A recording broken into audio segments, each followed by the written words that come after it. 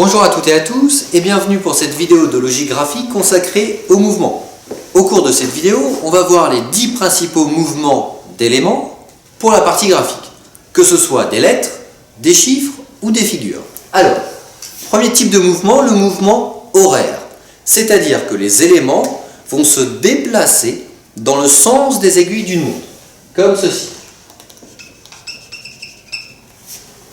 Concrètement, on peut très bien avoir un 9 qui ensuite au cadre suivant sera en haut à droite et au cadre suivant en bas à droite. Ainsi, dans le cadre manquant, l'élément devra se situer en bas à gauche, étant donné qu'on tourne dans le sens des aiguilles d'une montre. Deuxième type de mouvement, le mouvement anti-horaire. Cette fois-ci, ça va être l'inverse. On va tourner dans le sens inverse des aiguilles d'une montre. Prenons un autre exemple, on peut très bien avoir 7 en bas à gauche, puis 8 en bas à droite, enfin 9 en haut à droite. Du coup, la solution sera d'avoir le numéro 10 en haut à gauche. Vous voyez, dans le sens anti-horaire, c'est-à-dire dans le sens inverse des aiguilles d'une montre. Ensuite, déplacement de coin en coin.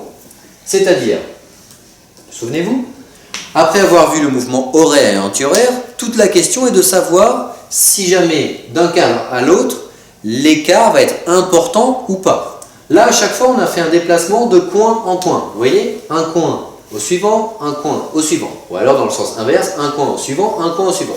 C'est ce qu'on appelle déplacement horaire ou anti-horaire avec un écart de un coin, un coin, un coin.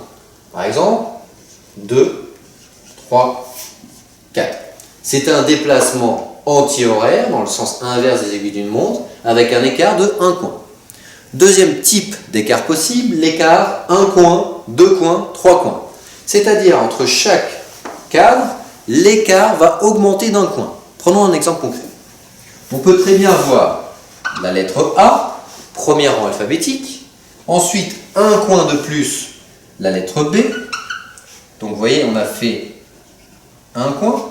Ensuite, on va donc faire 2 coins, donc B, là, et ensuite là, ça fera du coup la lettre C. On a fait 2 coins. Et du coup, pour le prochain cadre, on devra faire un déplacement de 3 coins, c'est-à-dire 1, 2, 3. Et l'élément manquant devra se situer en bas à gauche. Donc souvenez-vous bien les types d'écart, un coin, un coin, ici, un coin, 2 coins, 3 coins. Vous voyez, de A, on passe à B, qui est juste un coin en dessous, puis ensuite il se déplace de 2 coins, 1 coin, 2 coins, donc la lettre C, et enfin ça se déplace de 3 coins, 1, 2, 3. Ou alors, autre type d'écart, 1 coin, 2 coins, 4 coins. Donc 4 coins, en fait, on fait un tour total. On peut très bien avoir Q, c'est-à-dire 17, ensuite 1 coin, R, 18, 2 coins, R18, T20, et enfin, dernier mouvement, 4 coins.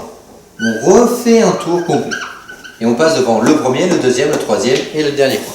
Donc souvenez-vous bien de ces 3 types d'écarts, ils sont extrêmement fréquents.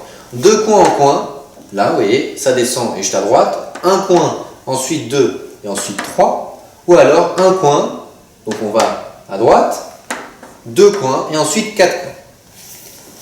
Cinquième type de mouvement, ce qu'on appelle le mouvement du serpent. Le mouvement du serpent, c'est lorsque on monte, on descend et on monte. Vous voyez, c'est un raisonnement, hop. C'est pour cela qu'on appelle ce mouvement le mouvement du serpent. Et on peut très bien avoir, par exemple, R, 18, 7, G, B, 2. L'important étant le mouvement des éléments. Septième type de mouvement, les rotations. Donc ça concerne les figures. Les rotations, c'est un déplacement de la figure sur elle-même. On peut très bien avoir un triangle vers le bas qui ensuite tourne vers la droite. Et enfin, tourne vers le haut.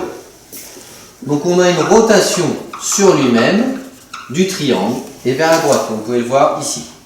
Une fois il est dirigé vers le bas, une fois vers la droite, une fois vers le haut. Ainsi, dans le cadre manquant, ce triangle-là devra être dirigé vers la gauche et tournera encore sur lui-même vers la gauche.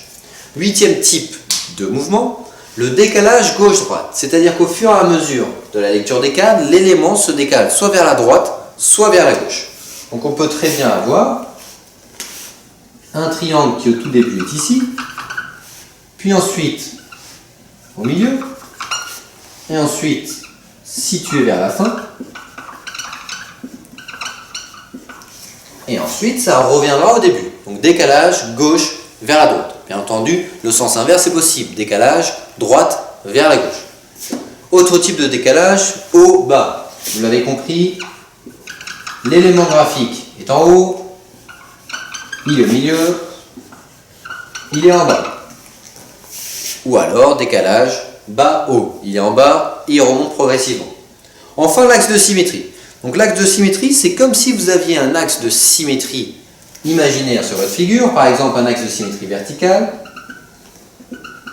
et la figure se déplace à gauche, à droite ou dessus, en dessous de cet axe de symétrie.